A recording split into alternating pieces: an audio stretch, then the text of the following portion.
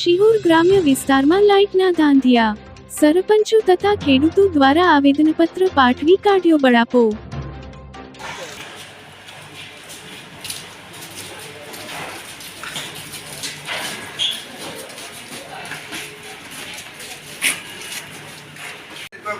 ખેતીવાડીની light અમારે અત્યારે પીએચની જરૂર ન હોય, પણ એમાં 35% વાડીએ રહે, એટલે એને માલઢોર પાવાના, પોતાને પીવાનું, હાઈક્યા વાડીએ હોય, પછી રાત્રે મચ્છરનો ઉપદ્રવ હોય, રાત્રે પાવર હોય તો ભાગ્યના બીજા મચ્છર તો ન કાઢો।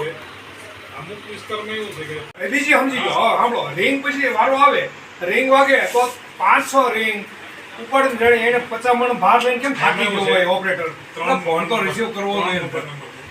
એક ફોન ચાલુ હતો, એક માણસ બે ફોન તો કેવું સાહેબ અમારી રજૂઆત એ છે, મારી વાત સાંભળો, અમારી રજૂઆત એ છે કે 16 તારીખે વરસાદ થયો, ત્યારનો પાવર હજી ગામમાં આવ્યો નથી। કરું છું પોતે મદદ કરીએ છીએ, એકદમ અમે ઝાડવા કાપી દેવી, રખડીને હારવાર ખેડૂત મદદ કરાવે છે, એવું નથી કે 15 દિવસે લાઈટ આવી છે, 15 દિવસે ડીમ આવી, 8 વાગ્યાના ટાઈમે આવી જાય, એના ટાઈમે ડીમ વહી જાય, મોટર કાંઈ ચાલુ ન થાય, હાવ ડીમ લાઈટ આવે, એનું શું કરવાનું? એટલે સાહેબ આમાં ધ્યાન દો તમે, તમારે એલાયન તમારથી ન હારતા હોય તમે ઉપરના અધિકારીને કેટલા પ્રશ્નો રહે છે તમને ખબર છે? વારંવાર ડેઈલી કલાક આવે તો આપણે ડીમ થઈ જાય। તમને એક મિનિટ, ડેઈલી અમારે તમને ફરિયાદ કરવાની, કમ્પ્લેન્ટ નોંધવાની, તમારી ગાડી આવે રિપેરિંગ કરીને જાય છે, એનો ફોલ્ટ હોય।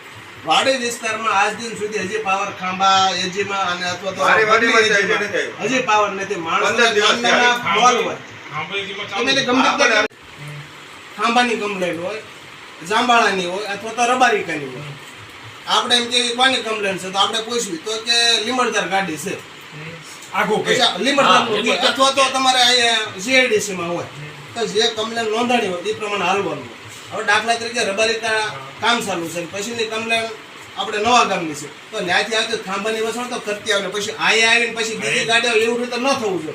તમે તમારા કર્મચારી તમારા કયામાં નથી। હું તમને એક દાખલો આપું, ટાણા વિસ્તારની અંદર જે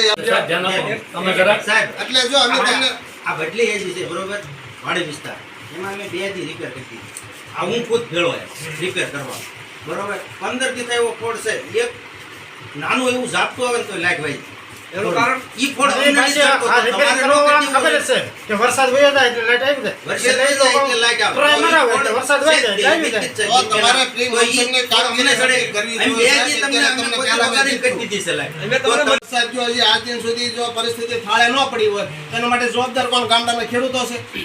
અહીંયા કોઈ ધારાસભ્ય મિનિસ્ટર રજૂઆત કરવા નહીં આવે સાહેબ, કેમ કે માત્ર ખેડૂતો છે અને આ સરપંચોને મોટા કર્યા છે, એટલે જવાબદારી સરપંચની છે ને એ સરપંચની અણી કાઢે છે, એટલે અમારે તમારી પાસે આવવું પડે છે આ વસ્તુનું નિરાકરણ લાવવા કે આપણે મેળ નહીં આવશે, તમારથી થાય એવું છે? પહેલા તમે ગ્રામ્યને મહત્વ આપો, વારંવાર ખેડૂતોને કાંઈ મળતું નથી પણ જીએસટી પર નિભી રહ્યો છો તમે, ખેડૂતોની અવગણના ન કરો વારંવાર। તમે દરેક વખતે મને અધિકારીઓ એમ કહે છે આ સાહેબ કે તમે કહો છો કે પહેલા જીઆઈડી સાથે પછી આપણે રૂલ થાય છે એટલે જ્યોતિ અને પછી ખેતીવાડી, તો એવું કેમ? તમને ખબર છે ગામડાની અંદર ખેતીની અંદર નાના નાના મોલ હોય, આ વ્યક્તિ છે ને 10 દિવસના ડોલ ભરી અને કુવા વેચે કરે ઇન્ડસ્ટ્રી છે ને 15 થી બંધ તો વાંધો નહીં, તમને એની વગર ભારતવાસી ઉમરી નહીં જાય, ખેડૂતનું ઊભું રહી જાય ને તો આ ભારત દેશવાસી એટલે તમારે સોલ્યુશન લાવવું હોય તો લાવો, અન્યથા એમ કહેજો કે અમારથી નથી થાય। એક બે જણા હારા છે કે વ્યવસ્થિત કામ કરે છે, બાકી બધા છે ને પોતાની મનમાની સલાહ છે, અમને ખબર છે ગામડાની અંદર કોઈ ધારું કામ કરશે ક્યારેક આંખ નહીં રહેતો, અમારે શું કરવું? અને કોણ સલાહ છે અમને ખબર છે, અમારે નામ દેવાના ન હોય, તમે કીધું નામ કોણ વ્યક્તિ છે એ અમને ખબર છે, એની કઈ ફાટી નથી, ક્યાં આશ્રમ બે હિંગ સીધા પાછા વળી જાય। અરે અમારા અમે રિપેર કરવા એમ કરી બીજા ગામમાં તો એ સ્થિતિ છે અમારી, એને શેડ પૂરી થાય એના ટાઈમ સુધી કે 2 વાગે પૂરી થાય એટલે જો એ 12 વાગ્યાનું કામ થઈ જાય પછી 2 કલાક કાઈ ન કરે, પછી ડાયરેક્ટ ગાડી આવી આવે। હવે બપોર તમને તમારે એકવાર કમ્પ્લેન લખાવવાની હોય, ફરી કેમ લખાવવી પડે? તમારે ના આવું બનેલું છે, એના દાખલા છે મારી આગળ, એમ નહીં, પુરાવા છે, 500 રૂપિયા તો કે કાપી જ નાખી, મારા મોબાઈલમાં રેકોર્ડિંગ છે, તમારે સાંભળવું છે તો રેકોર્ડ કરી પછી એક મિનિટ તમારે એની માટે મેં એક્શન લો, તમારા કયામાં કોઈ નથી, અમને ખબર છે। આ વલ્લભભાઈ છે, તમે કેદી ફરિયાદ કરેલી છે? કમ્પ્લેન નોંધાવી કેટલા દિવસ થયા? પેલા મોબાઈલ નો નોંધાય, આજે પછી લખાય, 8 દિવસ પહેલા નોંધાવી ને, આજે સુધી સાહેબ એનું નિરાકરણ નથી। નોંધાવેલી હોય ને મારી વાત આ લોકો ભૂલી જાય, મેં ઘણા વાર નોંધાયેલી છે, 15 દિવસ આ લોકો ધ્યાન નથી આપતા, 15 દિવસ તમારે એલાયો છે ને તમારે પછી એલાયો કામ જ નથી કરતા. પછી રિપેરિંગ બંધ નહીં આવવાનું, અડધાનું ચાલુ થઈ ગયું છે. હા, હરની અંદર તમે કેટલાના જમ્પર કાપ્યા છે? 4 કનેક્શન જમ્પર કાપીને લઈ ગયા. આજ દી સુધી 5-6 દિવસ છે તો કેમ છોડાવવા નથી ગયા? મારા જ ગામના વ્યક્તિ છે વલ્લભભાઈ કરીને, એને 8 દિવસ હા, એ વલ્લભભાઈ ક્યાં ગયા? એક મિનિટ, 8 દિવસ પહેલા જમ્પરની ફરિયાદ કરેલી છે કે જમ્પર ગયું. 8 દિવસે તમારા જમ્પર બાંધવાનો અધિકારીને ટાઈમ નથી. તમારા અધિકારી શું કરે છે?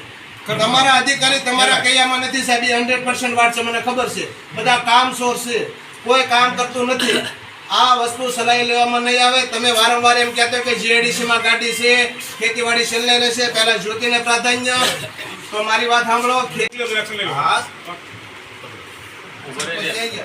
બરાબર ને? હા, રોડ લે. દુકાન ખાના ખાના.